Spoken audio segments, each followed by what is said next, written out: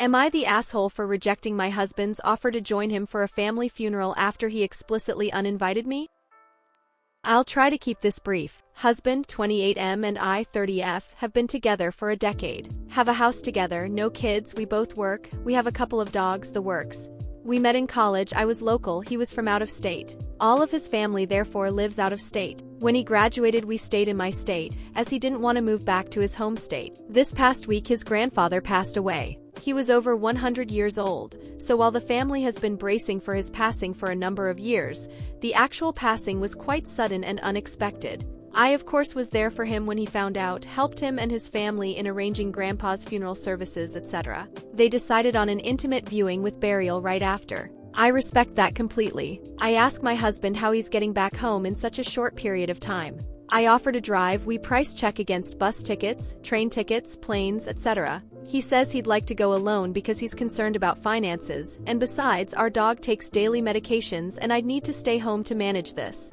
I'd already let my bosses know I may need to take time off, and had already arranged with a neighbor to be on call for medicating our dog, but okay, I understand his point. We can't afford to both get tickets out, that's fine. Just let me know how I can support you, you know? The funeral is planned for Wednesday. He originally says he need to be there Tuesday, so he will work on flying out Monday. Then he decides he will just drive, and volunteers my car, not his, for this trip. I say that's fine, and since we no longer need to worry about buying tickets, does he want me to join him to support him after the funeral? He says no, that it should just be family, and ultimately he wants to be there 100% for his dad with no distractions. I'm a little hurt, but at the end of the day it's his family and his grief and it isn't about me. Then he decides that he should really leave Friday night. That way he has time to get there and spend some time with his family before the funeral and he won't have to miss work. He says he wants to work from home the Monday and Tuesday and he will only need to take off the Wednesday and he'll be driving home after, getting him home that night. Okay, seems fair. A little longer than I expected, but again his family, his job, not my say. Yesterday he calls me to let me know his family has decided to play hooky on Monday and have a big get-together, including his sister and her husband, and his brother and his wife and kids. He also informs me that he will probably stay through the week so as to not miss any work unnecessarily and will return home Sunday. At this point my feelings are incredibly sore. He's assured me for years that I am part of his family and that I'm not an outsider, even though I have felt that way often. He first disinvited me because of finances, then when finances were no longer the issue he said it was because it was an intimate family gathering, but his siblings-in-law are welcome? He's concerned about missing work and wants to stay even longer but is willing to be off his computer Monday without calling off to go to a big impromptu reunion? Then he has my car and leaves me with his busted van for twice as long as he originally was going to be gone. I let him know I was feeling hurt, and even though I knew it wasn't about me and it was a mournful event and I didn't hold things against him, I did feel very specifically excluded and like I wasn't part of his family. He said I was being selfish and I've been keeping my distance from him in terms of communication since. Today he texted me to ask when I wanted him home as his siblings were going to take some time off if he were allowed to stay longer so they could all catch up and go out and all that jazz. I told him to just come home when he wanted and to give me 24 hours notice so I could watch to make sure he got home safe. It's a 12-hour drive and we share our locations. I then turned off notifications as I was pretty heated. Now he's blowing up my phone saying they want to buy me a one-way ticket out to be with them. At this point I've already told my bosses I won't need the time off. I told my neighbor he won't be needed after all and he's already made plans for the week. I've made plans to see friends, work on the house, etc. I called him and said no, that I had been excluded from the start and I wasn't going to scramble to make plans to assuage whatever guilt he felt when he was called out. He said that it was a hard week and his grandfather just died, and that I was being an asshole for not giving him grace and understanding. I feel like I've given him nothing but grace and understanding from the start. So before I say anything I regret, Reddit, am I the asshole? This will not be brief, but it's probably not the bombshell plot twist everyone expected. TLDR, he's thoughtless but not malicious. So I took your advice and reached out to my father-in-law to share my condolences and express that I wished I could be there, but wanted to respect my husband's wishes that it be family only. And no, I was not passive-aggressive about it. I'm not trying to pit family against one another despite what some have implied. He called me immediately. He apologized on behalf of my husband and said he and the family were surprised that I hadn't come along, as when husband said he was driving they assumed any conflict of finances were no longer relevant and that I'd be joining him as I always do. I guess they tore husband a new one when he explained what happened and insisted he call and invite me, and that they'd pay for my ticket out there so I wouldn't have to drive the busted van. He said I am part of the family and should be involved. I sucked up my ego and took the offer, as I don't want this to hang over us for the rest of our marriage for one, and thoughtlessness or not, my husband deserves to be supported after seeing his grandfather. As I said in my previous post, I understand grief very well and know it can fog our normal sensibilities, and have been sympathetic to this throughout this whole affair. I asked my bosses if I could work from home, they said that was fine, and while my neighbor was unavailable I managed to convince my sister to stay at the house for a few days in exchange for childcare down the road. I flew out this morning and my husband picked me up, so we had a good while to speak privately before getting to his dad's. He says that he genuinely thought after the chaos of arranging the viewing and hearing how distraught his dad was that it was going to be a brief, solemn, intimate visit, and that nobody would be bringing their spouses along. He says it didn't even occur to him that just because the viewing was immediate family only, it didn't mean the whole visit was. He thought his dad was going to need a lot more support, but on getting there he realized his dad was in pretty good spirits and pretty level-headed, and that he wasn't going to need to be dad's rock for the whole visit. Then when his siblings started to arrive with their families, he realized he fucked up, but was embarrassed to admit it since he had turned down my offer to come along no less than 5 times and didn't want to admit he fucked up. The family noticed my absence and asked him what happened. He said he insisted I stay home and that I wanted to come along to be available to him and the family, and I guess they smacked him upside the head and told him to get his wife on the phone and that I needed to be there too, and he was being a dick. As I'd suspected, he could only think about making sure his dad was okay. Someone asked if my husband has ADD, and yes, he is diagnosed and medicated for it. He added that growing up, his dad was prone to huge tantrums when he was upset and would often scream at people and throw things, which I have witnessed.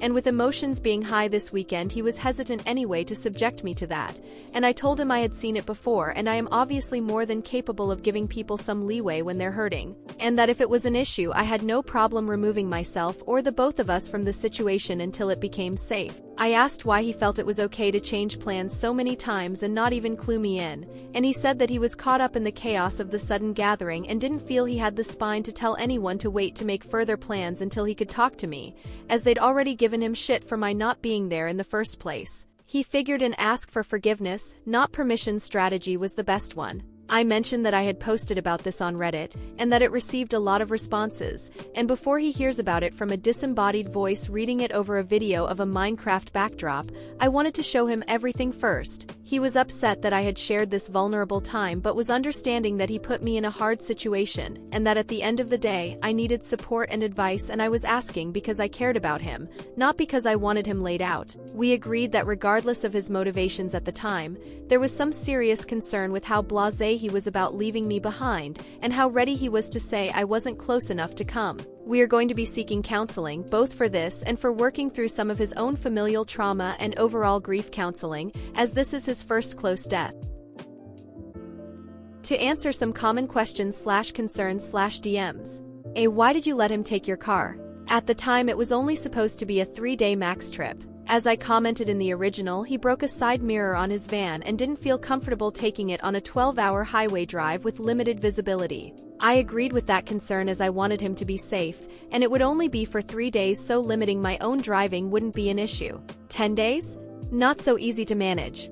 A. Why can't you just communicate like adults? We do and we did. I didn't feel it was necessary to detail every word said, but I did say we had discussed my feelings before he left, during his first post-departure plan change, and again when he changed his mind. The first 2 times I tread gently but expressed my feelings transparently and offered full support of his emotions. The 3rd time I was less gentle but still firm, and placed a boundary on how my time and efforts were to be respected. I wasn't just keeping this all inside, I promise. A. He's cheating. No, he isn't. As a regular on Boru/AITA on my main, I totally understand where this is coming from, but genuinely he isn't. As I mentioned before, we share locations and I can plainly see where he is at any time. Since his arrival, he's been firmly with FIL, and there are no exes/old flames in the area. Anytime he has visited family up until this last trip for the last decade, I've been with him, so he hasn't had the opportunity to cultivate a side piece even if he wanted to. Why do you feel alienated? His family is very wealthy and focused on financial growth over familial connection, and was like this during husband's upbringing as well. They have previously expressed classist views but stopped when they learned of my upbringing, broke as shit. They've expressed to husband that they don't understand why he doesn't take longer hours, why I don't pursue a higher paying career in my field, etc.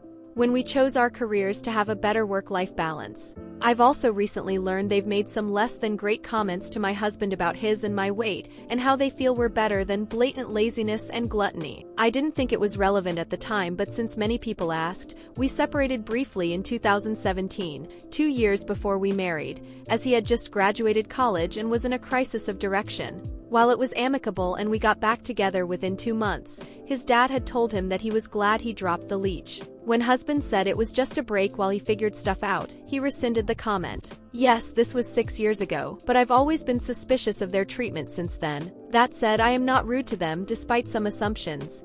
I am the same around them as my own family. Lastly, yes, I use the term his and my throughout the post. This does not mean I don't consider our families blended or that I don't accept his side as my own. It's merely for clarification and to emphasize that I knew this weekend was not about me. Which is why I didn't make a fuss until plans had been changed for the 100th time with no explanation or warning. I don't understand why you can't go to the funeral. It's a long story, but the bulk of it is this. Grandpa lived in Texas during his final years, not hubby's home state. Being older than God, his wife had passed a long time before and he wanted to be buried alongside her. He was 101 when COVID hit, and his other son, his caretaker, made end-of-life arrangements during the pandemic assuming he'd die that year.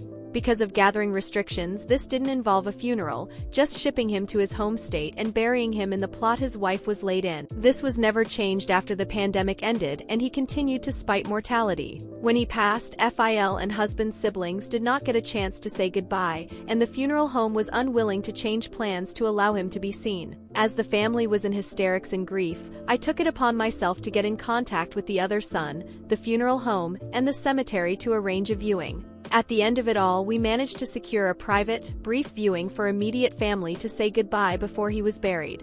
Nothing formal, no priests, just Grandpa and his son and 3 grandkids in a room for 15 minutes. While I wish we could have arranged more, this is all we could manage, and I am not even a little bit upset that I couldn't be at the viewing. They deserve privacy and intimacy in that vulnerable time. How do you expect him to act the next time things get hard? I don't know. I know he supported me completely in a 2-year battle with cancer, and through 4 miscarriages and with my brother's attempted suicide.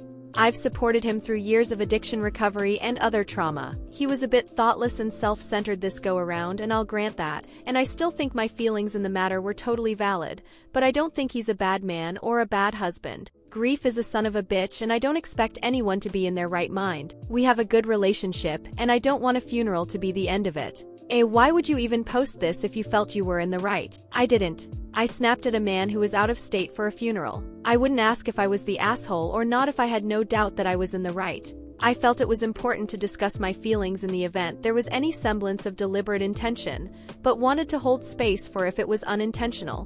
Why are you such a doormat? I uphold boundaries 99% of the time and stand my ground on my needs. He does the same. A family member died and he was in disarray. I'm willing to ease up on technicalities while someone is going through it, just as I hope others would do for me. Thank you all again for the advice and thoughts. It really helped me see more clearly how things happened and helped me to navigate this very delicate situation. I hope this is the last of this saga, but if some shit comes out of left field, I'll be sure to drop another update.